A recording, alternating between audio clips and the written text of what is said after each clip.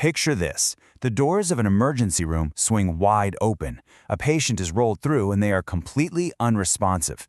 The monitors are glaring, the clinical team is moving at absolute lightning speed, and everyone in that room knows one thing for certain. Every single passing second could mean permanent brain loss. Welcome to this explainer. Today we are decoding the comatose patient. In the absolute chaos of this kind of medical emergency, panic simply isn't an option. So, I want you to think about this for a second. When you're faced with an unconscious person and you have zero medical history to go on, what is your exact first clinical move to shield their brain?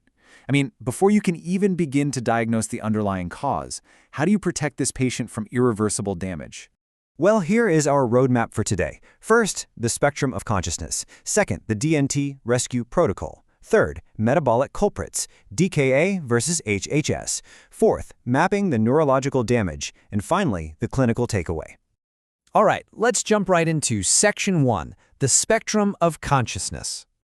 Before we can even think about treating an unresponsive patient, we have to define exactly what we're dealing with. Because in medicine, precision in language is literally your very first diagnostic tool. We start navigating this spectrum with a state called stupor. Basically, this is an irresistible desire for sleep.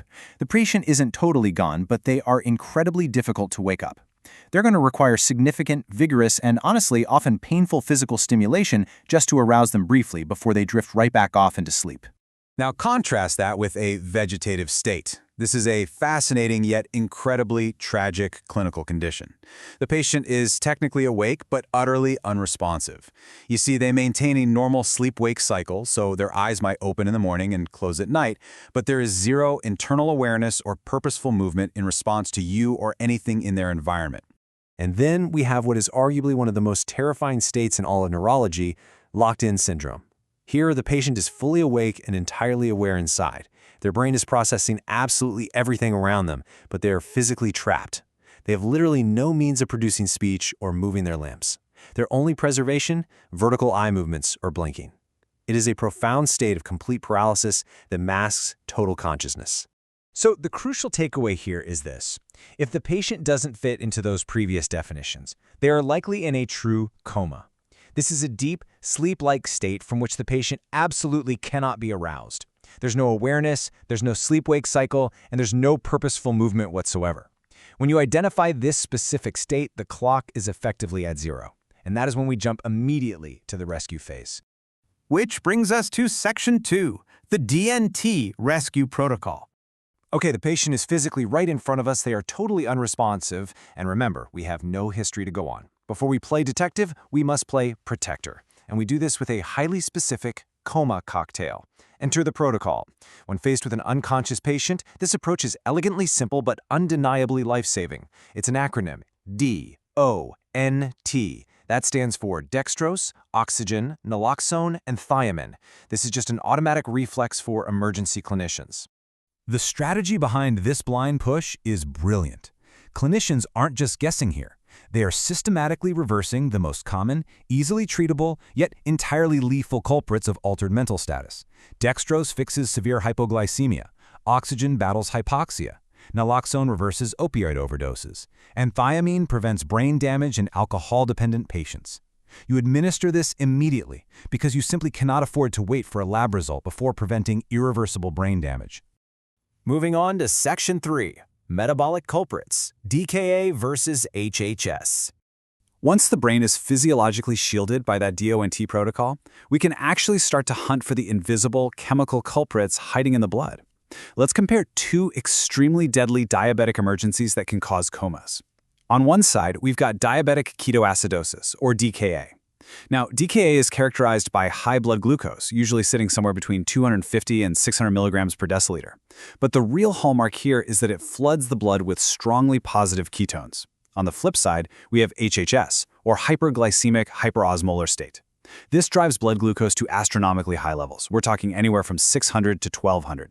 But interestingly, in HHS, ketones are entirely absent or just minimal. It's a really fascinating biochemical divergence. Building on that, we really have to look at the blood's acidity to truly decode the coma. DKA creates a highly toxic, acidic environment. The blood pH drops, bicarbonate plummets, and you see what is called a high anion gap.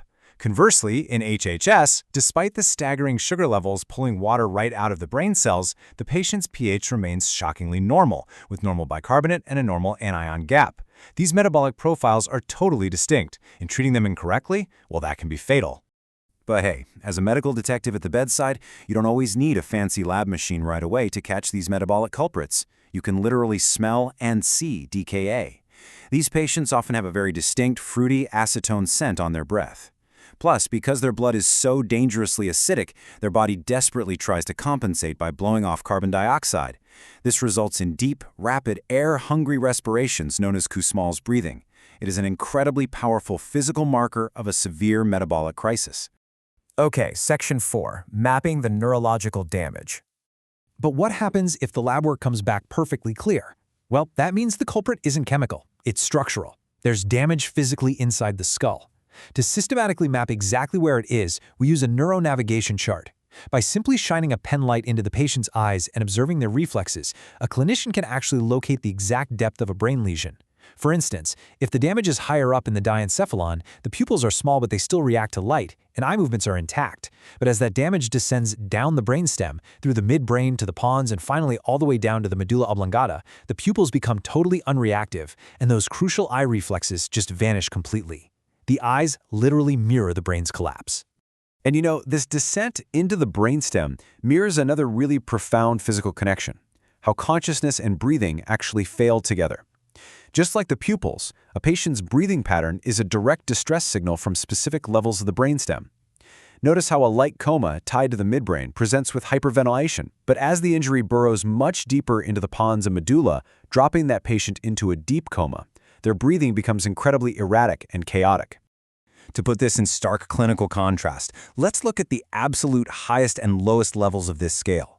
A patient with higher-level diencephalon damage is going to exhibit Cheyne-Stokes respiration. This is a rhythmic waxing and waning of breathing. It's serious for sure, but there is still a recognizable pattern. However, if that pattern suddenly shifts to chaotic, unpredictable, ataxic breathing accompanied by totally unreactive pupils, that means the damage has reached the medulla oblongata. That is the critical, fundamental life support center of the brain, and when it fails, the patient is on the absolute brink of death. Finally, let's wrap up with Section 5, the clinical takeaway. The main thing we've uncovered today is how all these disparate pieces, the definitions, the coma cocktails, the blood sugars, the eye reflexes, they all snap together to form one unified, high-speed clinical defense. I absolutely love this quote because it perfectly summarizes the strategy.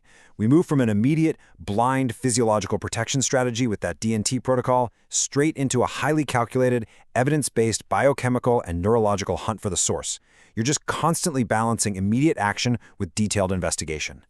By strictly adhering to a systemic framework like this, medical professionals are able to do something truly incredible. They transform an absolutely overwhelming, terrifying emergency into a series of logical, rapid-fire clinical decisions. By categorizing the spectrum of consciousness, instantly fixing reversible causes, and analyzing blood chemistry right alongside physical reflexes, clinicians turn absolute chaos into total, systematic control. Which leaves us with this final thought for today's explainer. The human body leaves a very specific, readable trail of breadcrumbs even when it is completely shutting down. So the next time you witness a medical emergency on TV or in real life, will you recognize if they're just blindly treating symptoms or if they are systematically decoding the brain? Because the clues are all there in the breath and in the eyes, if you just know how to read them before the clock runs out. Thanks for joining me on this deep dive, and as always, keep learning.